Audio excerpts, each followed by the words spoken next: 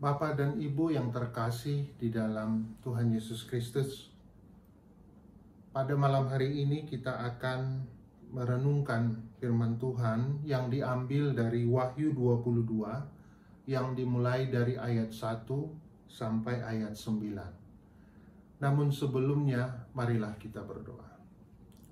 Ya Tuhan Yesus, terima kasih atas penyertaan-Mu bagi kami hingga pada malam hari ini kami bisa kembali Tuhan merenungkan firman-Mu.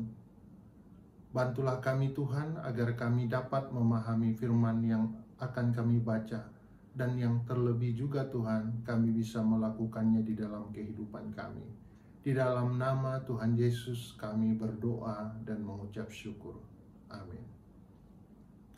Wahyu 22 ayat 1 sampai ayat 9. Demikian. Lalu ia menunjukkan kepadaku air kehidupan yang jernih bagaikan kristal dan mengalir keluar dari tahta Allah dan tahta Anak Domba itu. Di tengah-tengah jalan kota itu, yaitu di seberang menyeberang sungai itu, ada pohon-pohon kehidupan yang berbuah 12 kali, tiap-tiap bulan sekali, dan daun pohon-pohon itu dipakai untuk menyembuhkan bangsa-bangsa.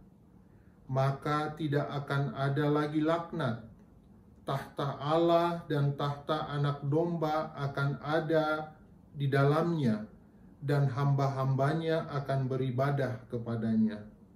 Dan mereka akan melihat wajahnya, dan namanya akan tertulis di dahi mereka. Dan malam tidak akan ada lagi di sana, dan karena mereka tidak memerlukan cahaya lampu dan cahaya matahari, sebab Tuhan Allah akan menerangi mereka, dan mereka akan memerintah sebagai raja sampai selama-lamanya. Lalu ia berkata kepadaku, perkataan ini tepat dan benar, dan Tuhan Allah yang memberi roh kepada para nabi telah mengutus malaikatnya untuk menunjukkan kepada hamba-hambanya apa yang harus segera terjadi.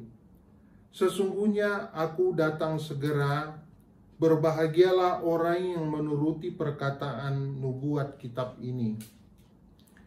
Dan aku Yohanes, akulah yang telah mendengar dan melihat semuanya itu, dan setelah aku mendengar dan melihatnya, aku tersungkur di depan kaki malaikat yang telah menunjukkan semuanya itu kepadaku untuk menyembahnya.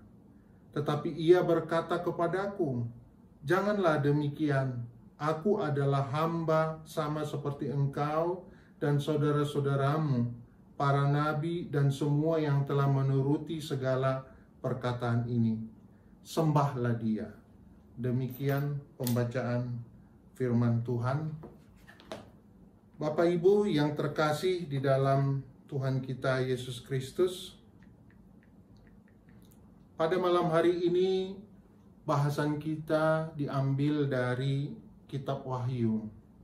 Kitab Wahyu ini merupakan kitab yang ditempatkan di bagian terakhir dalam urutan Perjanjian Baru. Kata wahyu dalam kitab ini merupakan terjemahan dari bahasa Yunani apokalipsis, yang berarti menyingkap sesuatu yang tersembunyi. Kata ini sebenarnya menunjuk pada jenis sastra yang terdapat di dalam Alkitab ini.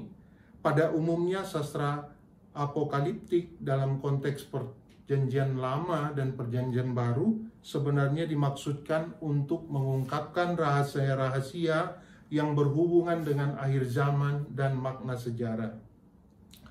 Saudara-saudara terkasih di dalam Tuhan Yesus, di dalam bacaan dari ayat 1 sampai 9 ada beberapa hal yang menarik untuk kita bahas, di mana dalam kesaksian Yohanes yang dia dapatkan dari penglihatannya saat bertemu dengan malaikat, dia menyebut sungai air kehidupan. Sungai air kehidupan ini bisa sesungguhnya diartikan sebagai melambangkan Roh Kudus dan hidup, berkat serta kuasa rohani yang dikaruniakannya.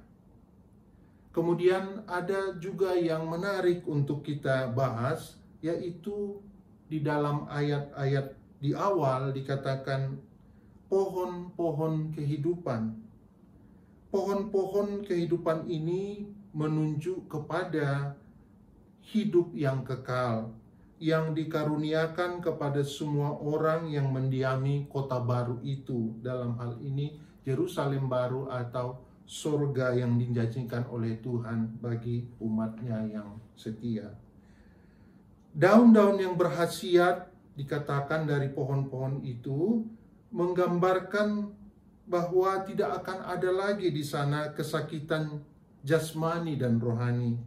Yang ada adalah sukacita, memuji, dan menyembah Tuhan. Juga kita akan melihat di sana di dalam penjelasan ini bahwa dalam tubuh baru kita nanti, kita masih akan terus bergantung pada Tuhan untuk kekuatan, kehidupan, dan kesehatan kita. Kemudian di dalam ayat-ayat awal juga dikatakan, mereka akan melihat wajahnya. Dalam hal ini melihat wajah Tuhan. Di dalam ayat 4. Ini merupakan tujuan akhir dari penebusan.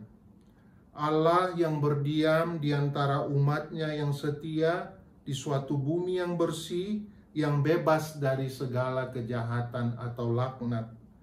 Di bumi yang baru ini, orang kudus akan melihat dan tinggal bersama Yesus, anak domba Allah.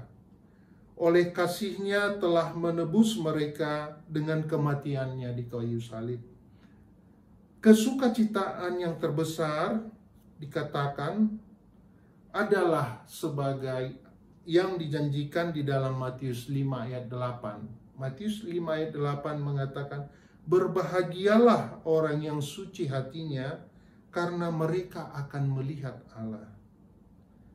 Matius telah menyatakan hal itu di awal-awal, bahwa sukacita itu, kebahagiaan itu akan didapatkan oleh mereka yang suci hatinya dan yang menyembah Allah.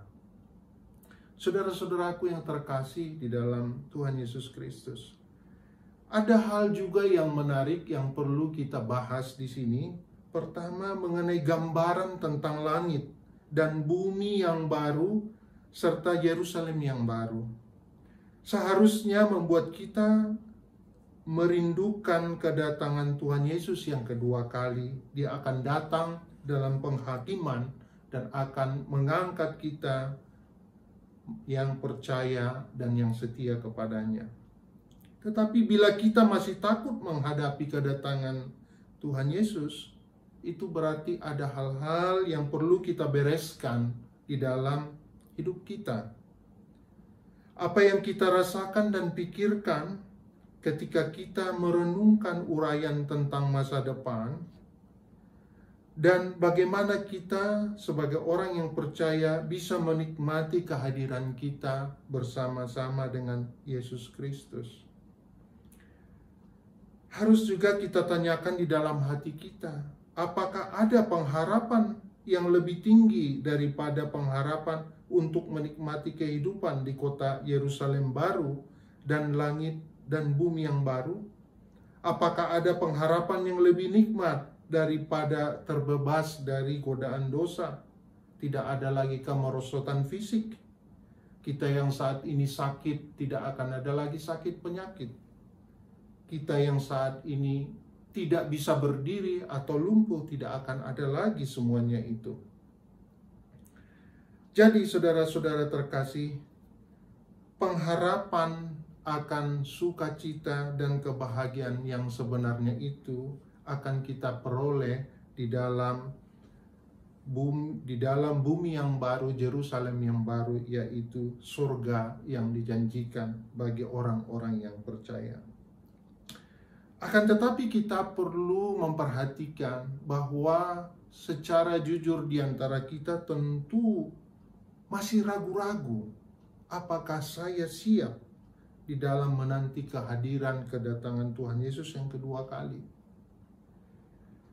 Tentu hal ini menjadi perenungan bagi kita. Pertama, ada tiga hal paling tidak yang membuat kita ragu-ragu akan kehadiran Tuhan. Pertama, kita tidak sungguh-sungguh beriman kepada karya keselamatan Kristus di kayu salib yang telah menebus dosa manusia. Kita masih ragu bahwa karya keselamatan itu telah memberikan jaminan bagi kita akan karya keselamatan itu dalam kehadiran kita di tempat yang teramat suci tadi. Yang kedua, barangkali kita masih menyimpan dosa-dosa yang belum kita bereskan, yang belum kita keluarkan, yang belum kita sampaikan kepada Tuhan. Sehingga dosa-dosa yang kita simpan ini membuat kita menjadi ragu akan janji Tuhan dan keselamatan serta Yerusalem yang baru yang dijanjikan tadi. Selain satu dan kedua, yang ketiga juga, kita tidak akan mengharapkan Tuhan Yesus segera datang bila kita belum melakukan apa-apa dalam ikut membangun kerajaan Allah. Jadi, saudara-saudaraku, selagi kita mempunyai waktu dan kesempatan, marilah kita ikut berkarya, terlibat dalam membangun kerajaan Allah.